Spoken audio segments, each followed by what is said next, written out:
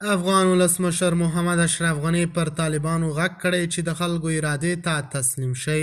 ډاکټر صاحب ښاغلي غني ویلي چې د خلکو اراده له تاسو سره نه وي نو تاسو به هیڅکله هم خپل حکومت ته دوام ورنه کړئ. د خرابات ټي وي چینل درنو لیدونکو سلام، ستړي مشئ، وخت مو بخیر. هیله لرم چې جوړ او روغ به یې. په سر کې یادونه کوم که خرابات ټي وي چینل مو نه وي سبسکرایب کړی، په درنښت سره خرابات ټي وي چینل سبسکرایب کړئ. ډاکټر صاحب ښاغلی ولسمشر محمد اشرف غني پر طالبانو غږ کړی چې د افغانانو ارادې ته تسلیم شي.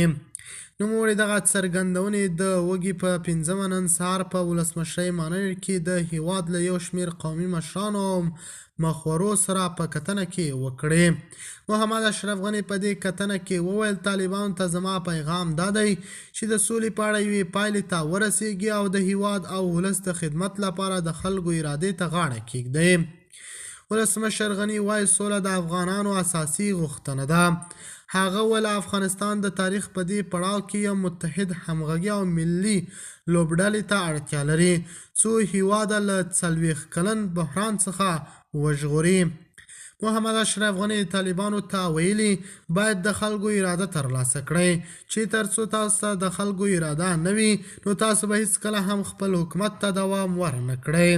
ډاکټر صاحب ښاغلي غني ویلي دي دا څو کلونو تجربو ښودلې ده چې هیڅ هغه حکومت چې په افغانستان کې د خلکو اراده نه وي ورسره پاتې به نشي.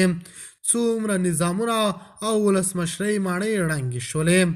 نو تاسو څخه مې غوښتنه دا ده که غواړئ چې حکومت ته مو دوام ورکړئ نو د خلکو اراده باید ترلاسه کړئ.